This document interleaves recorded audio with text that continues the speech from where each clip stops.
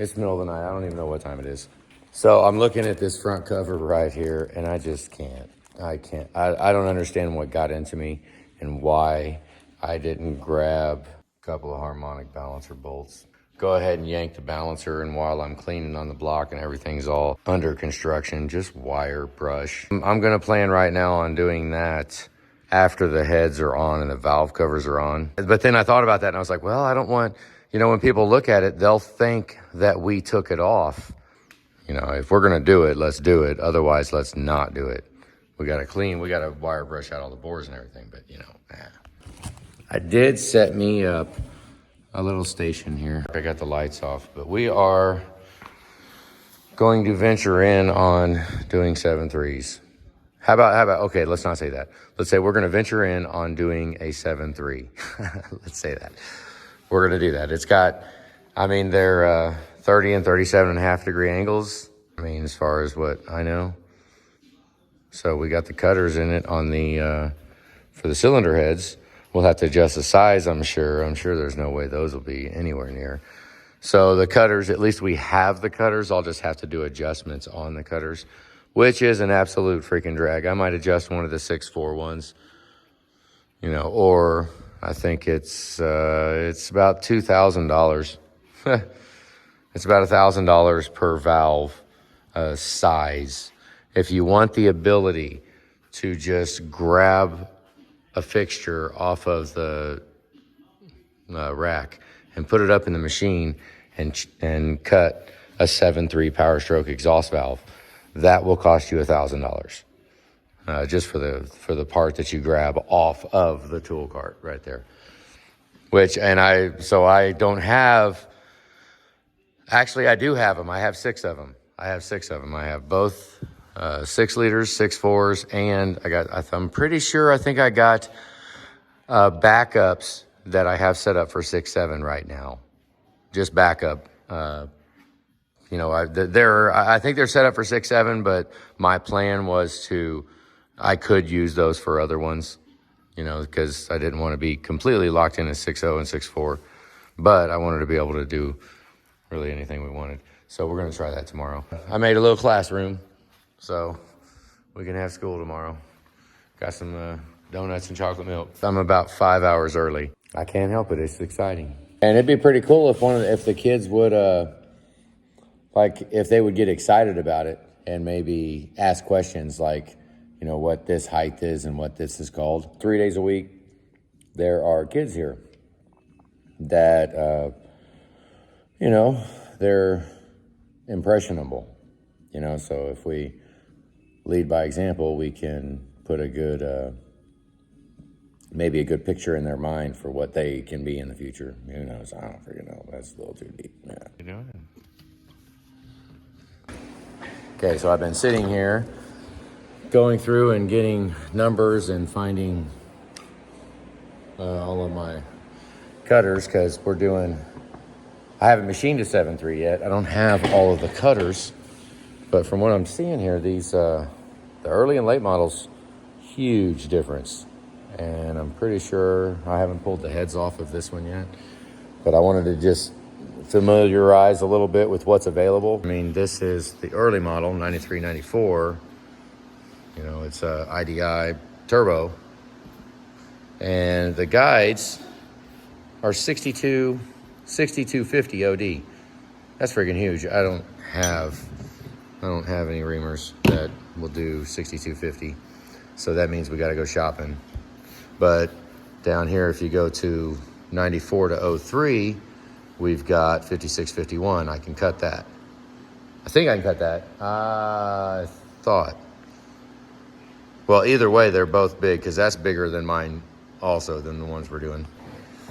The 6 liter ones, they're a lot less. They're 437, and so now we're going 56. So these guides are considerably bigger. And what I'm finding, it's looking like on the 7.3, I'm going to have to spend a crap load more time honing out valve guides to make them to size, is what it looks like. Now, I want to order a guide, order some of the guides in, and we're about to have some valves, but I don't know, we'll see. So I've just been familiarizing myself and seeing what cutters I actually have, because I can't remember all of them that we got, but we got a whole bunch of stuff in that cabinet there.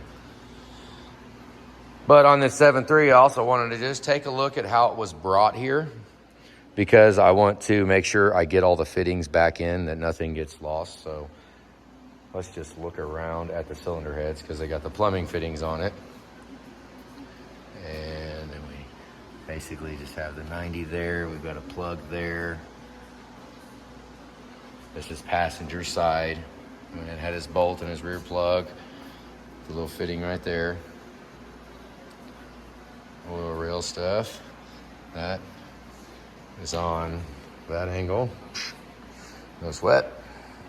Same with this one, because we're going to take it all apart, and I'd like to put them all back in, and I'll come back to this video just to make sure I thread them all in the same. I want to put all the bolts back in the holes he got. But if any other ones, I would like to, you know, if you wouldn't be bad to go ahead and bare heads. Now this one, this is a whole different ball game, but if you do take your just a set of cylinder heads or something like that in, I mean, this is a long block. He brought in a long block, but feel free to take a lot of that stuff out. You can take a lot of that out. But if you don't, then I'll just wire brush it all, and we'll reseal it back when we put it back together. You know, we'll just keep looking around. Let's look at this head. I'm gonna go straight over. Cups don't look too terribly bad.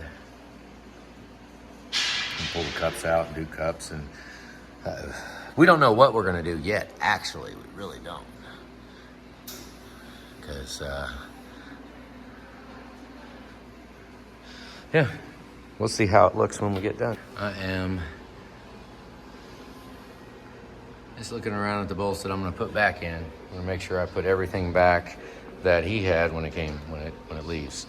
Just want to put all the little bolt-ons back on, so I'm going to make sure I put those back right where they were at, so figured I'd record it. So I'll tell you what, these 1/8" plugs are, I mean, that's absolutely stupid. I put an 1/8" on it, but then I wanted to feel it and twisted the damn Allen. There's got to be a better way, a head of a bolt for the plug or something. Maybe there's not enough room for clearance for the rockers, who knows. But what a drag. I'm gonna wind up breaking it. We're just gonna probably replace them, and I'll put a bolt, because I'm gonna take everything out and clean it all up. So we're taking those plugs out, because, you know, it wouldn't be bad to drain that when you do injectors, you know, and be able to just crack it loose. It'd be nice if it was a easily openable, because them things were tight. I thought I was gonna strip every single one of them, but it popped all of them but one. I haven't stripped that one yet, but it twisted it pretty good. I had a good bite on it. You know, I've about spent enough time trying to get a little familiar with some of the basic parts, sizes. The valve stems are different, so that changes tooling. That changes what I got. So let's, about time we finally did it, though. What's going on over there? I'm gonna break the heads off now. Let's do it. All right, I'm gonna take a look down at the bottom too, because there's a bunch of plugs.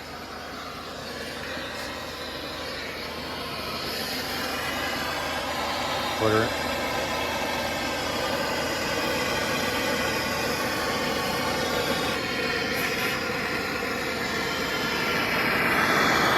That would be a drag to have lost something. I'd like to know what all we have here, so that he might have a more enjoyable experience putting it back in. I will rewind this if we have anything missing. Got another plug. It's pretty bare over here. Good deal. Here's what a 7.3 looks like when you open the hood. This doesn't look too bad. I mean, we got a couple of cracks. It's cracked. And it's cracked. So, I mean, I think we were already, I hadn't even, oh my God, it actually feels pretty good. Dang it. I mean, there's a, well, I don't know, that one might have a little bit on it. It's hard to tell because of the ridge, because of the nasty crap. I mean, you can tell an evident one, but these are pretty flat. Which, who knows, could be a candidate for a ball hone. Looks like it could use it, because that Does not feel bad. We could try light. If you shine a light on it, you would see, yep, you see the light change in shape. That is as it gets bigger at the very top where the actual combustion happens. If it was flat, then when I run the light, it would be like that. It would be like that to nothing and disappear. So if you go like that, oh, look at that. So the real trick would be to guess how much there is just by looking at it with a light.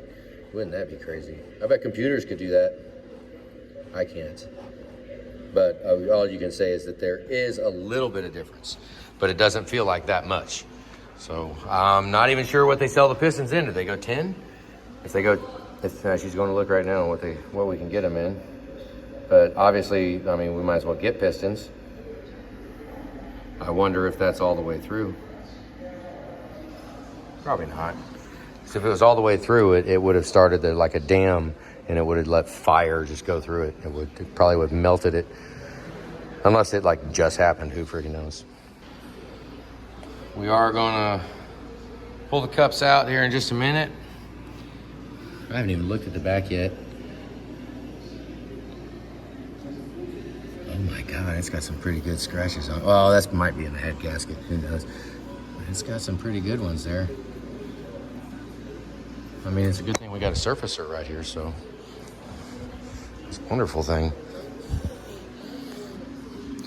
Only having 2 valves makes it so, I mean, I guess I could flip it over, but it won't be like a 6-liter and stand straight on the stems, which is kind of nice on a 6-liter. 6.4s do the same thing. I wonder, what do you guys know? Do they even make an MLS gasket for a 7.3?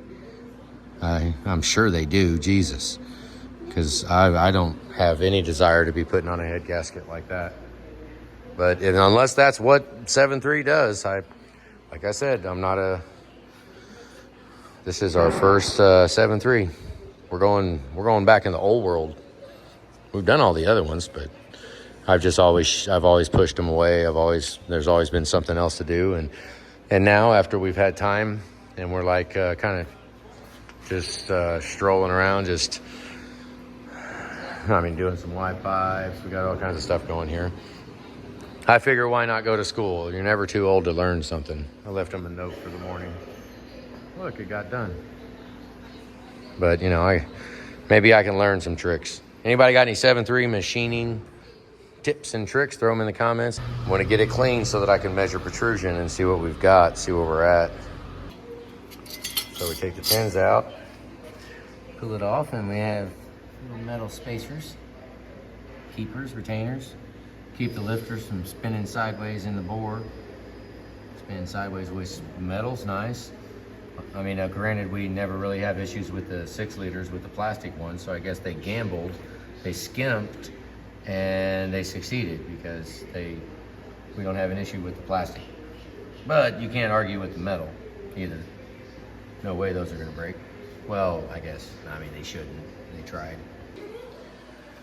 So, to get the oil pan off, oh, this is the older style. Okay, so those take a different spec. They're like 90 foot-pounds.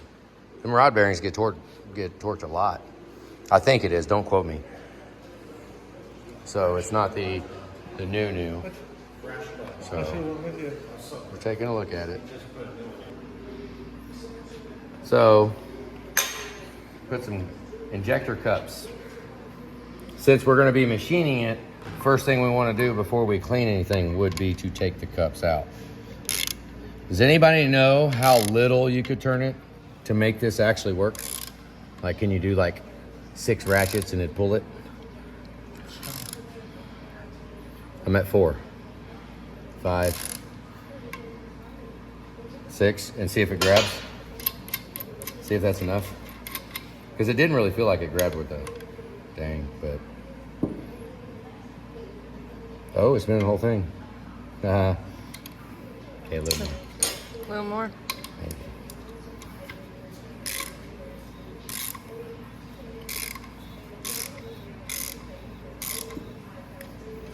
Let's see if maybe that's enough.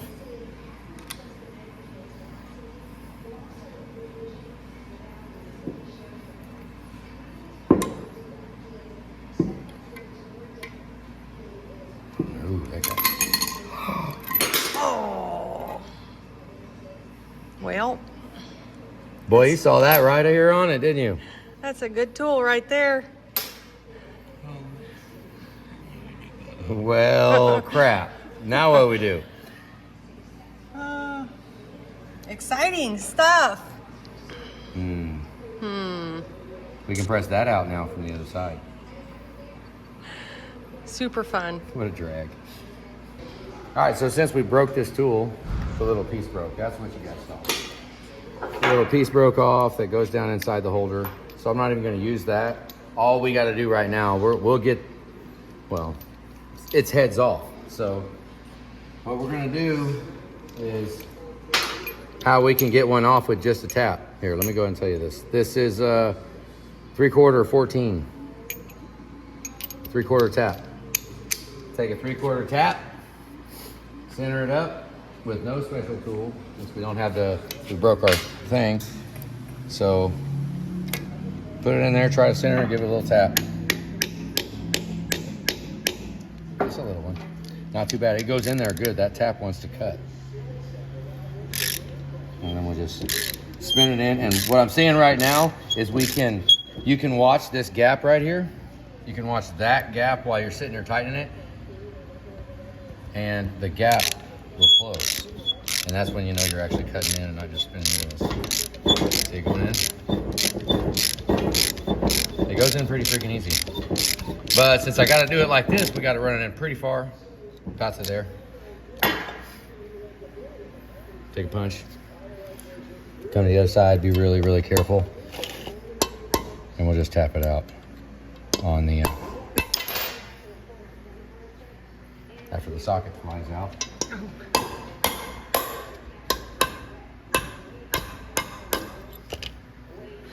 Just like that. Pull it out.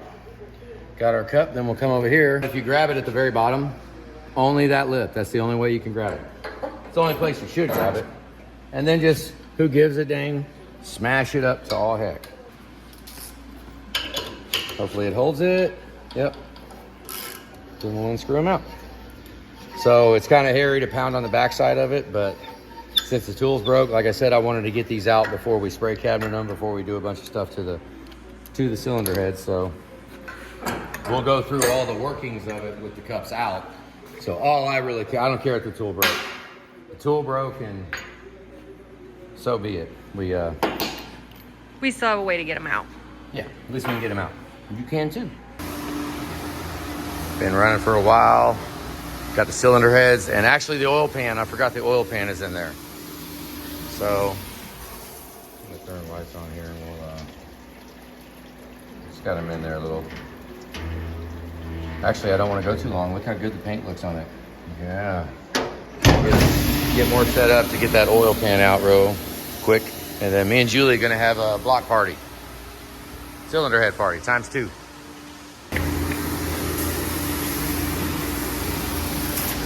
I can't believe a whole 7.3 oil pan just sits down in the sink and you wash it like a Sunday brunch dish. When we had this thing full of that hot water with the water circulating, it was real hot, we could just set it down in there. Vacuum the oil off the top as it separates, it'd be beautiful.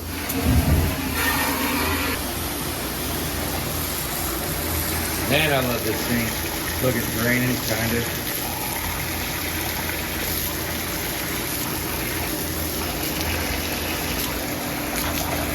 Valves are still in. We're just doing, all that's going apart. But I wanted to check it. And I wanted to check it clean. And it's been sitting with no valve covers on it. And it was all kind of dirty and nasty. So I'm going to go ahead and try to move this heavy son of a gun around. And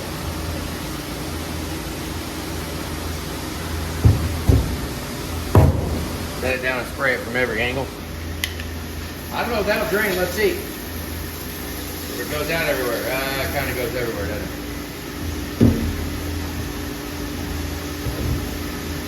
That might help.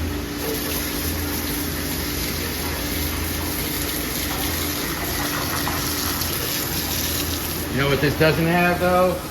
No EGR. Intake's pretty clean.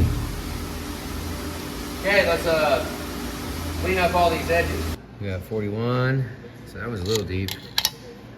35, 35, 35, consistent, 35. Ooh, there's another one, 38. Holy freaking crap.